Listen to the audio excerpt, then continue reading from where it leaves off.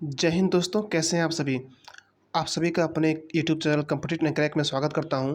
जैसा कि आप जानते हैं, पेट के एग्ज़ाम में आपका जो 5 मार्क्स के हैं इकोनॉमिक्स से क्वेश्चन आएंगे। तो हम इसी इकोनॉमिक्स को अभी टारगेट करके वीडियो बना रहे हैं। और इससे पहले मैंने जीएसटी को कवर किया हुआ था, जिसमें आपको सभी क्वेश्चंस लगभग 30 क्वेश्चंस थे। वो सभी क्वेश्चंस थे जो एग्ज़ाम में पूछे जा सकते हैं, पूछे जाएंगे। ठीक उसी तरह मैं आज के टॉपिक हरित क्रांति को लेकर आया हूँ। और हरित क्रांति में यहाँ 24 क्वेश्चंस हैं। 24 क्वेश्चन ही मिले जो महत्वपूर्ण थे बहुत ज़्यादा, और एग्जाम में पूछे गए थे, फिर पूछे जाने की संभावना थी। तो मैं इन्हीं 24 को लेकर आया हूँ। तो हम इस वीडियो को शुरू करते हैं। इससे पहले मैं रिक्वेस्ट करूँगा कि आप वो जीएसटी वाली वीडियो को भी जाकर देख लीजिए, क्योंकि ये जो टॉपिक्स कराए जा रहे हैं आपको, वो सब मिला के 5 मार्क्स आपको दे देंगे पेट के एग्ज़ाम में। ठीक है, तो आप कर लीजिए इसको। और मेरा नाम है अमन गिरी, और मैंने मास्टर्स किया हुआ इकोनॉमिक्स में ही। तो आप पहले चैनल को सब्सक्राइब कर लीजिए और वीडियो को अभी लाइक कर दीजिए, क्योंकि आप लोग करना भूल जाते हैं। और अपने दोस्तों को भी शेयर कर दीजिए वीडियो को, जिससे हमें मोटिवेशन मिले। और आपके सब्सक्रिप्शन ही हमारी मोटिवेशन होता है। तो सब्सक्राइब कर दीजिए और दोस्तों को शेयर कर दीजिए। और कोई भी डाउट हो इस टॉपिक को लेके, या फिर कोई भी सजेशंस हो आपको, तो आप उसे कमेंट बॉक्स में बता सकते हैं। साथ ही साथ इसका पीडीएफ भी मिल जाएगा आपको, ऐसा सहित पीडीएफ मिलेगा। तो आप उसके लिए हमारे टेलीग्राम चैनल से जुड़ सकते हैं, जिसका लिंक हम डिस्क्रिप्शन में दे देंगे। तो चलिए हम वीडियो को शुरू करते हैं। धन्यवाद। आज का पहला प्रश्न है, 20वीं शताब्दी में नई कृषि रणनीति को अपनाने के लिए भारत में हरित क्रांति की शुरुआत किस दशक में हुई थी। जैसा कि आप जानते हैं, भारत में हरित क्रांति की शुरुआत है वो 1966-67 में की गई थी। तो ये दशक के हिसाब से हो जाएगा 1970 के दशक में। यहाँ पे आप 1960 दशक से कन्फ्यूज मत होइएगा, क्योंकि जो दशक है आगे आगे के लिए जोड़ा जाता है। जैसे आप देख सकते हैं यहाँ पे 20वीं शताब्दी अगर कह रहा है, तो इसका अर्थ है 1901 से लेके सन 2000 तक। ठीक है, ऐसे ही अगर 1970 का दशक कह रहा है, तो इसका अर्थ हुआ 1961 से लेके 1970 तक। ठीक है, तो इसी बीच में आपका ये पड़ता है। नेक्स्ट क्वेश्चन है, यहाँ पे आंसर मैंने लिख दिया हुआ है, जिससे आप पीडीएफ से ही पढ़ सकें। और आपको वो पीडीएफ हमारे टेलीग्राम चैनल पे भेज दिया जाएगा। उसका लिंक डिस्क्रिप्शन में है, वहाँ से डाउनलोड कर लीजिएगा पीडीएफ और रिवीजन कर लीजिएगा यहाँ से एग्जाम से पहले। और चैनल को भी सब्सक्राइब कर दीजिए। नेक्स्ट है, निम्नलिखित में से किसने भारत में कृषि उत्पादन बढ़ाने के लिए सदाबहार क्रांति का प्रयोग किया। तो जो आपकी हरित क्रांति थी, ठीक है, उसी को सदाबहार क्रांति के रूप में हमारे एमएस स्वामीनाथन ने किया था। ठीक है, और यही हमारे जनक हैं भारत में हरित क्रांति के। नेक्स्ट है, आंसर सभी दिए हुए हैं, तो परेशान होने की जरूरत नहीं है, सब मिल जाएगा आपको पीडीएफ। यह हरित क्रांति शब्द के प्रतिपादक कौन थे। तो हरित क्रांति जो शब्द है, इसके प्रतिपादक जो थे विलियम गॉड थे। ठीक है, यहाँ पे बिल्कुल कन्फ्यूज मत होइएगा, क्योंकि ये बहुत ही इंपॉर्टेंट क्वेश्चन है। और अक्सर लड़के इसको कन्फ्यूज हो जाते हैं स्वामीनाथन के साथ या फिर नॉर्मन बोरलॉग के साथ। नॉर्मन बोरलॉग ने हरित क्रांति की शुरुआत की हुई थी, लेकिन जो शब्द है हरित क्रांति, ये विलियम गॉड ने दिया हुआ था। ठीक है, और एमएस स्वामीनाथन भारत में जनक है हरित क्रांति के। ओह सॉरी, माफ़ कीजिएगा, आंसर पहले से दिखाई दे रहा है, पर कोई नहीं, इन्फॉर्मेशन आपको मिल ही गया है। नेक्स्ट है, गहन कृषि जिला कार्यक्रम की शुरुआत कब की गई थी। तो गहन कृषि जिला कार्यक्रम की शुरुआत है ये 1960-61 में हुई थी। ठीक है, इसका जो लक्ष्य था वो था कि आय बढ़ाना, जो भी किसान है उनकी आय बढ़ाना। तो ये भी आपका हरित क्रांति की तरफ ही लोग इसमें ले जाया जा रहा था, तो इम्पोर्टेंट है। नेक्स्ट है,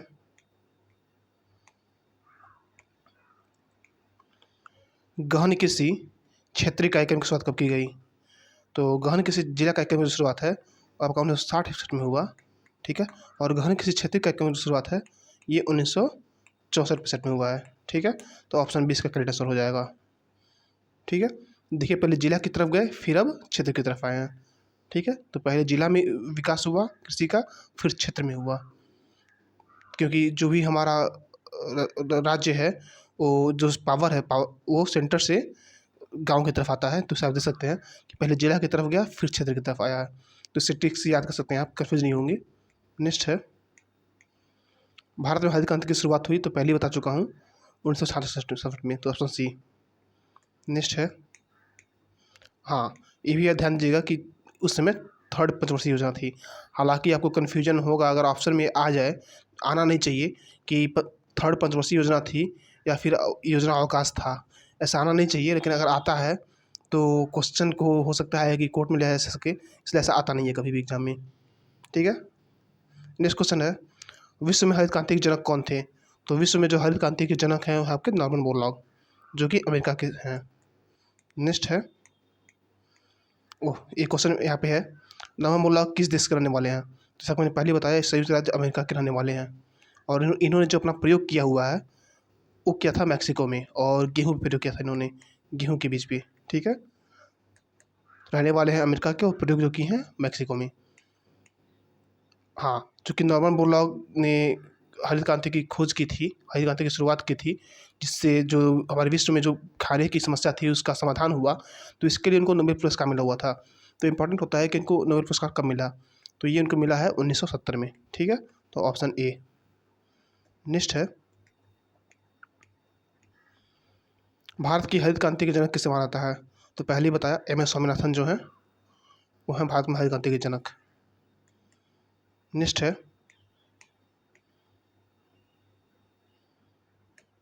निम्नलिखित में से कौन हरित क्रांति के संदर्भित है? तो हरी खाद का प्रयोग, फसलों का उत्पादन, उच्च पैदावार विविधता कार्यक्रम, हरित वनस्पति। तो इनमें से आपका सही आंसर हो जाएगा उच्च पैदावार विविधता कार्यक्रम, क्योंकि इसका इंग्लिश में अगर देखेंगे आप तो वो होगा HYVP। ठीक है, इसका फुल फॉर्म होता है हाई यील्डिंग वैराइटीज प्रोग्राम। ठीक है, तो ये हरित क्रांति का एक नाम भी है। ठीक है, तो ऑप्शन सी इसका सही आंसर हो जाएगा। और हरित क्रांति को बिल्कुल नहीं होगा, क्योंकि हरित क्रांति में हरी खाद का प्रयोग नहीं किया गया था, जबकि रासायनिकों का प्रयोग किया जाने लगा, नाइट्रोजन फास्फोरस इन सब का प्रयोग किया जाने लगा। ठीक है, नेक्स्ट है, हरित क्रांति के अंतर्गत किन बातों पर जोर दिया गया? तो हरित क्रांति पर में आपका रासायनिक खादों का प्रयोग हाँ दिया गया था, HYV बीजों का प्रयोग तो हाँ, हाई यील्डिंग वैराइटीज का प्रयोग किया गया, कीटनाशकों का बेहतर प्रयोग किया गया था। तो उपरोक्त सभी हमारा सही हो जाएगा डी। नेक्स्ट है, भारत में हरित क्रांति जब हुई तो किस बीज पर इसकी शुरुआत हुई थी? ठीक है, तो ये शुरुआत हुआ था आपका गेहूं पे। मैक्सिको में भी जब रिसर्च हुआ तो गेहूं पे ही हुआ, और भारत में भी इसकी शुरुआत गेहूं से ही हुई। ठीक है, नेक्स्ट है, हरित क्रांति के दौरान चावल का उत्पादन पर क्या प्रभाव पड़ा? तो हरित क्रांति में जो है सबसे अधिक जो वृद्धि हुई उत्पादन में वो गेहूं में हुई। तो इसका अर्थ ये नहीं हुआ कि आपका चावल का उत्पादन गिर गया, वो बढ़ा लेकिन बहुत धीमी तरीके से बढ़ा। तो इसका ऑप्शन हो जाएगा हमारा आंशिक रूप से बढ़ा। अगर आप चैनल पर नए हैं तो सब्सक्राइब कर लीजिए, और अगर पुराने हैं तो शेयर कर दीजिए, क्योंकि यहाँ पे आपको अच्छी अच्छी वीडियो प्रोवाइड की जा रही हैं। तो पेट के लिए बहुत इंपॉर्टेंट है, और बाकी सभी एग्जाम्स के लिए भी, जहाँ भी इकोनॉमिक्स के क्वेश्चन आते हैं वहाँ के लिए इंपॉर्टेंट है, तो शेयर जरूर कीजिएगा। नेक्स्ट क्वेश्चन जो है आपका, हरित क्रांति के दौरान मोटे अनाज और दलहन के उत्पादन पर क्या प्रभाव पड़ा? तो हरित क्रांति में क्या है आपका गेहूं पे फोकस हुआ। ठीक है, और बता दूं मैं, गेहूं मोटा अनाज नहीं है। ठीक है, मोटा अनाज क्या है, बाजरा हुआ, जौ हुआ, ये सब मोटे अनाज हैं। तो जब हरित क्रांति आ गई और गेहूं का उत्पादन ज़्यादा होने लगा, तो गेहूं को भी जहाँ बाजरा बोया जाता था या फिर जौ, वहाँ पे बोया जाने लगा, तो उनके में आंशिक कमी हुई। ठीक है, तो उनमें कमी हुई थी तेज़ी से। ठीक है, तो मोटे अनाज के उत्पादन में कमी हुई थी। नेक्स्ट है, द्वितीय हरित क्रांति का उद्देश्य किन फसलों के उत्पादन के लिए था? तो पहली हरित क्रांति में आपका जो कि अनाज की कमी थी देश में, तो हुआ तो फिर कैसे भी उत्पादन बढ़ाया जाए, तो गेहूं पे उत्पादन बढ़ाया गया। लेकिन द्वितीय हरित क्रांति की शुरुआत हुई तो उसमें सभी फसलों पर इस पूरी तरह से विकास होना चाहिए, सर्वांगीण विकास होना चाहिए, उस पर फोकस किया गया। तो इसमें चावल, तिलहन, दलहन सभी का विकास किया गया। तो हमारा ऑप्शन डी इसका सही हो जाएगा। नेक्स्ट है, हरित क्रांति के लिए बुनियादी तत्व निम्नलिखित में क्या था? तो हरित क्रांति का उद्देश्य हमारा क्या था? उत्पादन को बढ़ाना, जिससे भुखमरी मिटाई जा सके दुनिया में। ठीक है, तो इसका जो आपका खेती के क्षेत्रों का विस्तार करना, हाँ, क्योंकि खेती का क्षेत्र ज़्यादा रहेगा ज़्यादा उत्पादन होगा। दोहरी फसल का विचार, हाँ, क्योंकि इससे पहले ये होता था कि लोग केवल एक खेत में एक वर्ष में केवल एक ही खेती करते थे, केवल गेहूँ का या फिर केवल धान का ही। वो सही के तरीके से, चरणबद्ध तरीके से खेती नहीं कर पा रहे थे, तो दोहरी फसल का उत्पादन किया गया। फिर जो बीज हैं वो अच्छी गुणवत्ता के उपयोग करने लगे, तो ये भी सही है। तो सभी यहाँ पे ऑप्शन सही हैं। ठीक है, तो डी हो जाएगा। नेक्स्ट है, आज़ादी के बाद हरित क्रांति के बाद निम्नलिखित में से किस फसल में वृद्धि हुई? तो जैसा कि मैंने पहले ही बताया, गेहूं पे हुआ था ये काम। ठीक है, गेहूं में बहुत ही तेज़ी से वृद्धि हुई थी। नेक्स्ट है, हरित क्रांति के लिए भारत में आरंभिक साइट के रूप में निम्नलिखित में से कौन सा राज्य चुना गया था? तो जो हरित क्रांति है इसका जो उद्देश्य आपका है ज़्यादा उत्पादन करना, और यहाँ पे उत्पादन करने के लिए जो ज़रूरी चीज़ें थी वो थी आपकी पानी की समस्या ना हो, देश और जो धरती है वो उपजाऊ हो, ये सब भी होना चाहिए था। तो ये सब चीज़ें आपकी मिलती थी पंजाब में, और पंजाब ही इसमें सबसे पहले यहीं शुरू किया गया, पंजाब में ही।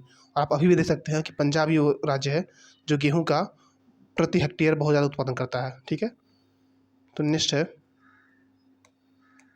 ऐसे कमेंट बॉक्स में बताइए कि सबसे अधिक गेहूं का उत्पादन किस राज्य में होता है। इसके कमेंट बॉक्स में जरूर ऐसा बताइएगा, ये भी इम्पोर्टेंट है। हरित सोना क्रांति का संबंध किससे है? ठीक है, तो यहाँ पे आप हरित सोना क्रांति को हरित क्रांति से मत समझ लीजिएगा, क्योंकि हरित सोना क्रांति जो है हरित क्रांति से बहुत ही अलग है। ये जो है बांस के उत्पादन से संबंधित है। ठीक है, तो कमेंट बॉक्स में भी बताइए कि बांस क्या है, झाड़ है या फिर पेड़ है, क्या है ये। ठीक है, नेक्स्ट है, नॉर्मन बोरलॉग ने अपना प्रयोग किस देश में किया था? जैसा कि मैंने पहले बताया, नॉर्मन बोरलॉग जो है अमेरिका के निवासी थे। ठीक है, अमेरिका के निवासी थे, मगर इन्होंने जो अपना प्रयोग किया वो किया मैक्सिको में। ठीक है, मैक्सिको में, तो हमारा ऑप्शन डी सही हो जाएगा, मैक्सिको। नेक्स्ट है, हरित क्रांति को और अन्य किस नाम से जाना जाता है? तो हरित क्रांति जो है आपकी सदाबहार क्रांति हमारे स्वामीनाथन जी ने कहा था। HYVP मैंने बताया ही कि इसका फुल फॉर्म होता है, लिख देता हूँ मैं, हाई यील्डिंग, माफ कीजिए राइटिंग थोड़ी बेकार है, वैराइटीज प्रोग्राम, GRAMME। ठीक है, तो HYVP का फुल फॉर्म भी पूछ सकता है एग्जाम में क्या होता है, जिसको अच्छे से याद कर लीजिएगा। तो इसका ऑप्शन A और B दोनों हो जाएगा, तो ऑप्शन C हो जाएगा। ठीक है, नेक्स्ट है, हरित क्रांति के कारण निम्नलिखित में से कौन सा प्रभाव पड़ा? तो हरित क्रांति से विभिन्न राज्यों में असमानता में वृद्धि हुई। तो वहाँ ऐसा हुआ था क्योंकि दरअसल बात ऐसी थी कि जो राज्य ज़्यादा उपजाऊ थे या फिर जहाँ पे पानी की समस्या नहीं थी, उन्होंने तेज़ी से विकास किया, क्योंकि कृषि वहाँ पे तेज़ी से उत्पादन बढ़ा, उनका विकास भी तेज़ी से हो गया। और जिन राज्यों में कमी थी, वहाँ की मिट्टी भी उपजाऊ नहीं थी, तो वो पिछड़े रह गए। तो इससे असमानता में वृद्धि हुआ। इसको आप अच्छे से याद कर लीजिएगा, क्योंकि आप कन्फ्यूज़ हो सकते हैं। आपको लग सकता है कि हाँ, नहीं सबका विकास हुआ होगा, तो ऐसा नहीं है। तो ऑप्शन ए इसका सही हो जाएगा, और बाकी सब ऑप्शन देख लेते हैं। तो ऑप्शन बी समानता में वृद्धि हुई तो गलत है, और मोटे अनाजों के क्षेत्र में वृद्धि हुई तो ऐसा नहीं है, क्योंकि मोटे अनाजों के क्षेत्रों के स्थान पे ही इसका प्रयोग किया गया था। नेक्स्ट है, जो कि हमारा आखिरी क्वेश्चन भी है, किस पंचवर्षीय योजना में इसकी शुरुआत की गई थी हरित क्रांति की? तो हरित क्रांति की शुरुआत है, आप बता चुका हूँ, 1966 में हुआ था, जो कि आपकी थर्ड पंचवर्षीय योजना में पड़ता है। ठीक है, अगर ऑप्शंस में आपका योजना अवकाश भी रहे, ठीक है, तो आप योजना अवकाश के साथ जाइएगा। ठीक है, लेकिन ये दोनों एक साथ नहीं आएंगे ऑप्शंस में। ठीक है, तो आप इसको अच्छे से ध्यान दीजिएगा। और एक बार फिर से आपको रिक्वेस्ट करता हूँ कि चैनल को ज़रूर सब्सक्राइब कर लीजिए, क्योंकि आपका सब्सक्रिप्शन ही हमारी ताकत होती है और हमें और अधिक वीडियो बनाने का मोटिवेशन देती है। और जो नेक्स्ट वीडियो है हमारा, वो रहेगा हमारा ऑपरेशन फ्लड से। ठीक है, तो धन्यवाद, चैनल को सब्सक्राइब जरूर कीजिएगा।